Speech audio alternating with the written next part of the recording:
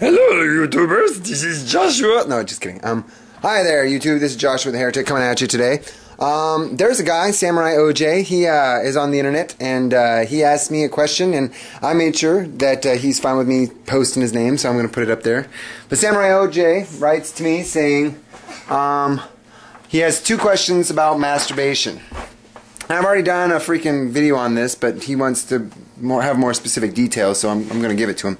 First question is, since I'm single, can I think about my own pretend wives or virgins? Yes. Actually, that is a big yes, because it says, if a man look upon a woman with lust in his heart, he hath committed adultery already. But that wife is the reference to the term gune. However, it says when you are thinking about a parthenos, you sin not. If a man behave himself unseemingly towards a parthenos, he sinneth not. So you can think about virgins or widows or women that have been put away by unbelieving husbands because they are not bound by the law. Why? Widows because their husband is dead, and women that are put away because they're no longer bound by the law because their unbelieving husband left. Now, moving on. Now he asks us. If what if I have a pretend wife that looks a lot like an actual wife and not actually her? So we're basically saying, what if I have like a real person template, like she is a wife, but I'm using her as a template and I just changed certain features, is it still okay? And I'm like, you know what, dude, that's a little dangerous, because it says if you look upon a woman, another man's wife with lust in your heart, you have committed adultery.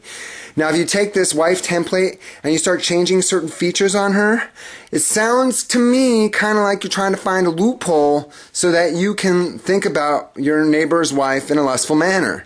So I'm just going to say this straight out. If you're going to come up with some sort of fictional character, I would recommend that you make sure she's completely fictional. Like there's no part of her that is from reality.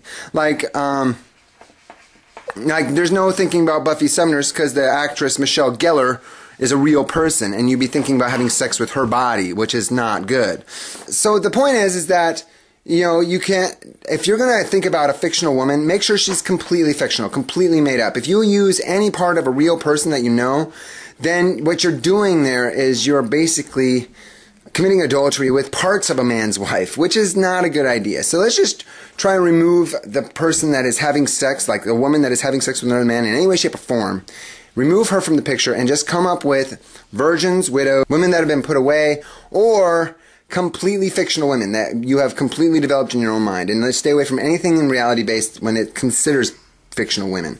And in fact, when you're thinking about these fictional women that you're having sex with in your mind, make sure that that you treat them in a godly fashion. Ironically, it's really important that in your mind you treat them in a godly fashion. You're supposed to love your wife as you love yourself. You're supposed to treat these women as if they're your wife and act to them in accordance with that. You don't hurt them. You don't treat them badly. You love them. You take care of them. You cherish them.